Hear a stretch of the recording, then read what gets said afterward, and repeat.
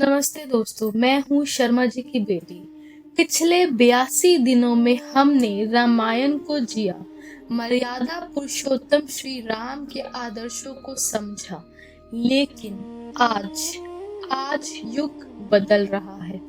आज हम त्रेता से द्वापर की दहलीज पर खड़े हैं।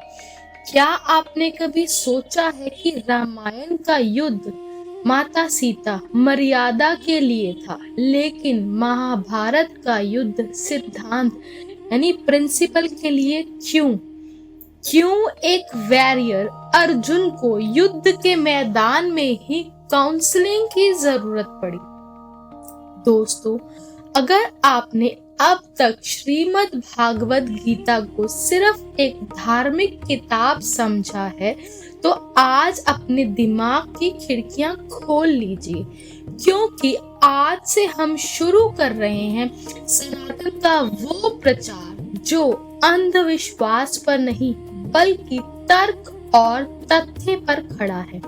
तैयार हो जाइए एक ऐसी जर्नी के लिए जो आपकी लाइफ की हर स्ट्रैटेजी को बदल देगी। सबसे पहला तर्क कुरुक्षेत्र हरियाणा में है।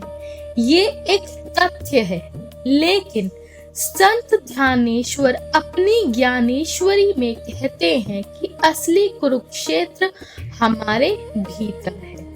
कुरु यानी कर्म। हमारा शरीर ही वो क्षेत्र है जहां रोज हमारी अच्छी और बुरी वृत्तियां लड़ती हैं। कृष्णा ने रथ को दोनों सेनाओं के बीच में ही क्यों खड़ा किया?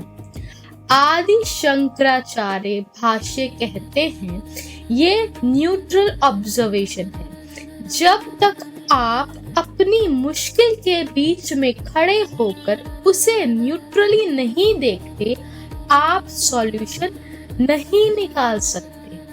कृष्ण ने अर्जुन को भागने का मौका नहीं दिया, बल्कि सामना करने पर मजबूर किया। यही है आज का modern management. Face your fears. Arjun रो रहा था। लोग कहते हैं वो डरपोक था। गलत। अर्जुन एक टॉप परफॉर्मर था। उसे फेलियर का डर नहीं था, उसे अटैचमेंट यानी मोह का बोझ था। भागवत कहता है कि अहम यानी ईगो और मोह ही इंसान को कमजोर बनाते हैं। अर्जुन को लग रहा था कि मैं मार रहा हूं। कृष्ण ने उसे समझाया कि तुम सिर्फ एक निमित्त हो। आज के कॉर्पोरेट वर्ल्ड में जब हम कहते हैं मैंने ये टारगेट पूरा किया, तभी हम स्ट्रेस में आते हैं। गीता सिखाती है कि एफर्ट हमारा है पर आउटकम यूनिवर्स का। इस लॉजिक को अगर समझ लिया तो बर्नआउट कभी नहीं होगा। अब एक क्रांतिकारी तर्क गीता रहस्य बाय लोकमान्य तिलक। लोकमान्य तिलक ने गीता रहस्य जेल में लिखी थी। उन्होंने कहा कि गीता भागने की नहीं, जागने की किताब है। श्री राम ने मर्यादा के लिए राज्य छोड़ा क्योंकि तब सेक्रीफाइस की वैल्यू थी। लेकिन श्री कृष्ण ने युद्ध करवाया क्योंकि द्वापर में सेक्रीफाइस को कमजोरी समझा जाने लगा था। जब सिस्टम करप्ट हो जाए तो नए नियम बनाने पड़ते हैं।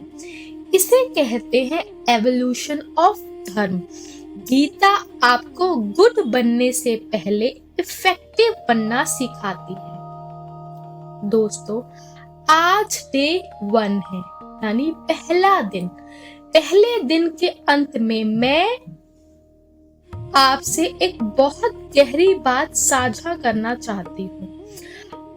आपने देखा होगा कि मैंने रामायण के अंत में जय श्री राम कहा, पर यहाँ भागवत के अंत में मैं आज से राधे राधे से संबोधित करना चाहती हूँ, क्योंकि गीता तो कृष्ण की है, फिर राधा रानी क्यों?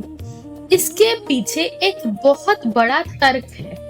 कृष्ण यानी ज्ञान, नॉलेज है, लेकिन राधा उस ज्ञान की शक्ति, एनर्जी है। बिना शक्ति के ज्ञान सिर्फ एक बोझ है। कृष्ण न्याय है, जो नियम सिखाते हैं, लेकिन राधा करुणा है, जो हमें रास्ता दिखाती है।